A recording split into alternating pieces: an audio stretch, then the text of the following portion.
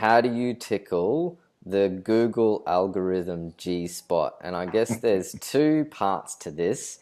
Every man wants to know if there actually is a G Spot and what are the techniques of actually doing this. Like, how do you go after Google algorithm and not trick it? I'm not talking about tricking it. I'm talking about doing all the right things so that you, as the expert, as the authority in your field, are actually able to bring the people to you so that you can service and help and provide everything that you do.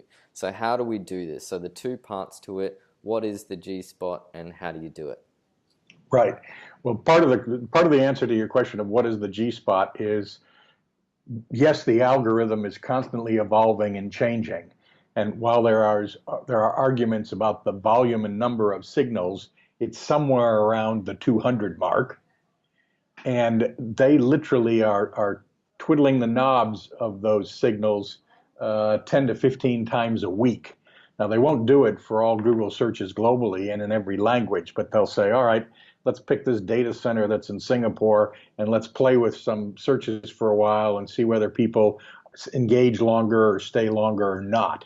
So there are 200 plus signals. And since you made it a two-part question, I'll give you a two-part answer. Just before you go to the second part, can you quickly elaborate on the 200, this number of 200? Can you explain what you mean by this? Is it pieces of information? Like, what are we talking about, 200? Yeah, that was going to be my two-part answer. Sorry, okay. An element of those 200 are what's called on-page, and that's all the things that are on the web page itself. So if we've got, your website, it's got www. In your case, you've got an odd URL, I know, because you've got one of the new ones, which isn't a .com or a .au or anything else. But that's right, .digital. It's more expensive. Yeah, okay, it's more expensive, but that website, when I go to look at it in my browser, I see it scrolls and it's got pictures and it's got YouTube videos and all sorts of stuff. And some of those signals all come from that. They say, what's on the page? Is there an alt image tag next to your picture? Is there a good detailed description relative to the video? Are there H1 headings that mean those words are more important than H5 or H6? Does it link out to different things? There are a number of tools and signals that are what's called on page. And they're all about how Google's robot, when it's crawling your site, is analyzing it. Because if you do if you click on the right click on the web page, your web page, and go view source, you'll see all this black and blue and stuff coming down. That's what the robot sees. It can't see your video. So it's reading that code. And so there are signals that are all about that code. And that's fairly well known, and there's online tools to analyze your SEO compliance of your page and all that sort of stuff. And that's traditionally, it was just getting that right. And people, you said not trying to do anything sneaky. In the past, people would put white text on a white background so that they could have a lot of keywords in there, or they do try to do sneaky things. And Google's smarter than that. It knows all of that. So nobody does much of that anymore. But that's what's called on-page. The battlefield in 2019 and the signals are all the things that are off-page.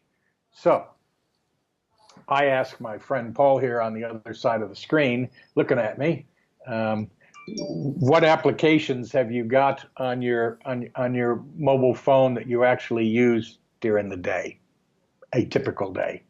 How many, or what are they? Oh, just throw some names at me. So Facebook, LinkedIn, Maps, maybe the banking app, right? Dating apps, right? You play with Twitter at all? No, I don't. All right. How about Instagram? Instagram, yep. Yep. Pinterest? Not on my phone. Okay. Do you listen to podcasts? Do you have iTunes, and do you listen to podcasts? Yeah, I got VLC. Right. And what about videos? Do you watch YouTube videos or yep. Vimeo videos? Yep. Yeah. So And you probably have a Google search app on your phone and that you use as well. That's true. And Chrome, yeah. And Chrome, yeah, yeah. So you got the browser. My only point to ask you those questions wasn't to put you on the spot in any way. It was just to say that there are other platforms that we engage with um, that we that have content. And so if Google's trying to figure out ranking signals for its EAT algorithm, it wants to say, does Paul have a profile on LinkedIn? And does he have a lot of friends on LinkedIn? Are they integrated with it? Does he regularly refresh his LinkedIn profile? Does he put fresh content up there? Is he engaged? Because Google is looking for a signal. Now that's off page. That's not on your website itself. So Google looks at all those signals. So they'll look at Facebook, LinkedIn, Twitter, YouTube, which they own, Pinterest, Instagram, iTunes, TuneIn, um, because again, they're trying to figure out signals to say who is this EAT person. So we're back to the EAT person. So, so Google's G Spot has an internal and an external element. The internal is all the things that are on your website and making sure it's compliant with what they like to see, good code, simple code, that sort of stuff. And the external is all of the things that are outside. So, and that's a way, again, for them to determine whether you think you're a good lover. It's much more important if Kim Bassinger thinks you're a good lover. I'm sure she thinks that. Yeah, now I'm dating myself with picking somebody like that. But Okay, with regards to the algorithm G Spot, we're talking about two things. Number one is the traditional SEO on your website, which you yes, still need to get right. You still need to yeah, have a properly formatted website, not the visual. It needs, I mean, visual for humans, but for Google, we're talking about all of the data needs to be set up in a way that the algorithm can pull that information and say, that's a good website.